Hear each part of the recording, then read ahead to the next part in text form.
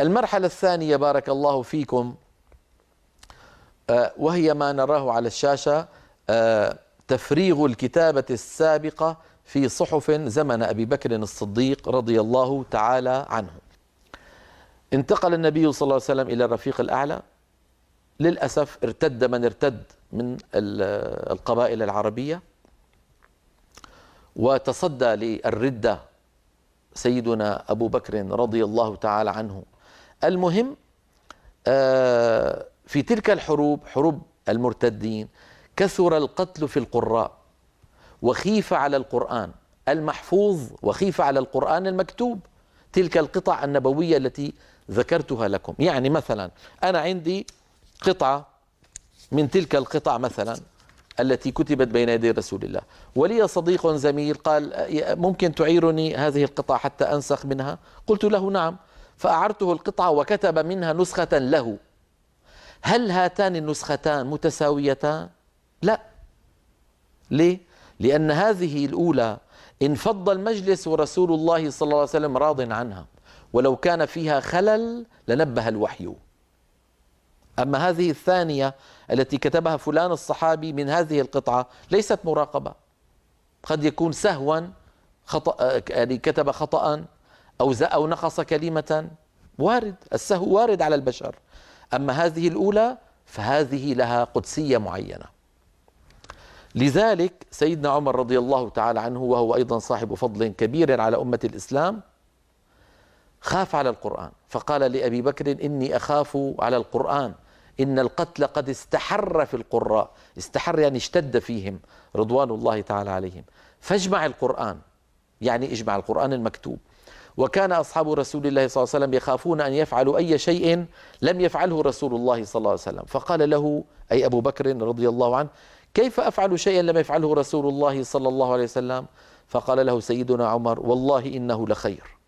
فما زال يكلمه ويشرح له وجهة نظره، وأنه يخشى على هذه القطع النبوية أن تضيع بسبب عواد الزمن، الحريق، الضياع، التلف، المحو، كله وارد.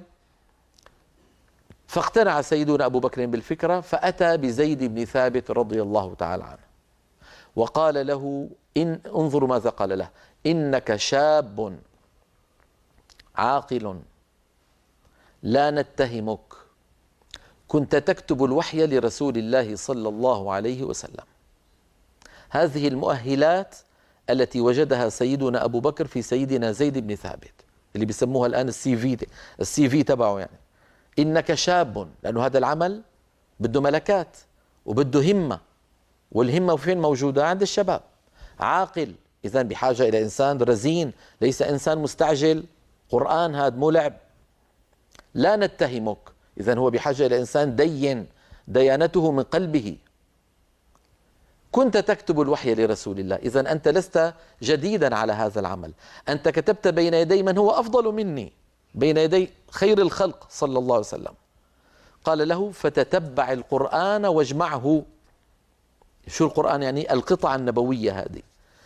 فقال زيد نفس الكلام الذي قاله سيدنا أبو بكر، قال: كيف تفعلان شيئا، ليخاطب سيدنا أبو بكر وسيدنا عمر، كيف تفعلان شيئا لم يفعله رسول الله صلى الله عليه وسلم؟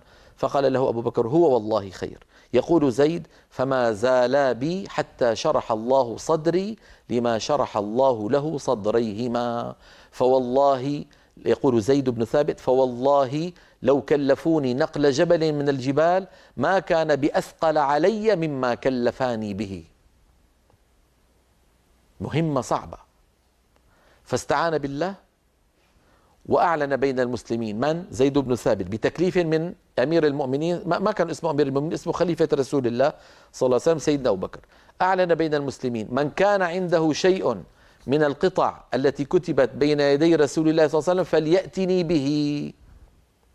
فصار فلان يأتي يقول: هذه القطعة من التي كتبت بين يدي رسول الله. فيقول زيد: أعندك غيرك يشهد على أن هذه القطعة كتبت بين يدي رسول الله صلى الله عليه وسلم؟ فإن كان هناك شاهد ثان على أن هذه القطعة نبوية أخذها زيد، وإلا تركها. هل تصورتم يا إخواننا الدقة والاحتياط الذي قام به سيدنا زيد لما جمع القرآن العظيم. أعندك غيرك يشهد أن رسول الله أن هذه القطعة قد كتبت بين يدي رسول الله؟ على شاهدين أخذها، وجد القرآن العظيم كله بهذه الطريقة إلا آيتين اثنتين. الآية الأولى: من المؤمنين رجال صدقوا ما عاهدوا الله عليه، والآية الثانية: لقد جاءكم رسول من أنفسكم. هاتان الآيتان ما وجدهما سيدنا زيد إلا عند أبي خزيمة ابن ثابت الأنصاري. قال له زيد: أعندك غيرك يشهد أن هذه القطعة كتبت بين يدي رسول الله؟ فقال: ما عندي. ما عنده إلا شهادة نفسه في هاتين الآيتين. هنا أقول الكلام على القرآن المكتوب وليس على القرآن المحفوظ في الصدور والمسموع. يعني لو دخل داخل في زمن سيدنا أبي بكر إلى مسجد رسول الله وقال: من منكم يحفظ لقد جاءكم رسول من أنفسكم فليرفع يده، لو نقول حصل ذلك لارتفعت أيد لا يحصيها إلا الله. ولو دخل داخل فقال: من منكم يحفظ من المؤمنين رجال صدقوا ما عاهدوا الله عليه فليرفع يده، لارتفعت أيد لا يحصيها إلا الله. هذا بالنسبة للقرآن المحفوظ. أما المكتوب فمن حيث الكتابة من القطع النبوية ما وجدوا هاتين الآيتين إلا عند أبي خزيمة ابن ثابت. هل عندك غيرك يا خزيمة يشهد؟ قال: ما عندي غيري. فتذكروا حادثة حدثت في زمن رسول الله صلى الله عليه وسلم.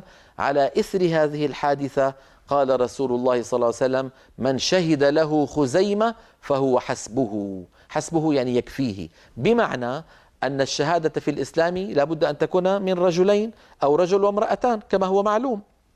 فجعل رسول الله صلى الله عليه وسلم خصيصة لسيدنا أبي خزيمة بن ثابت أن شهادته لوحده تعادل شهادة رجلين.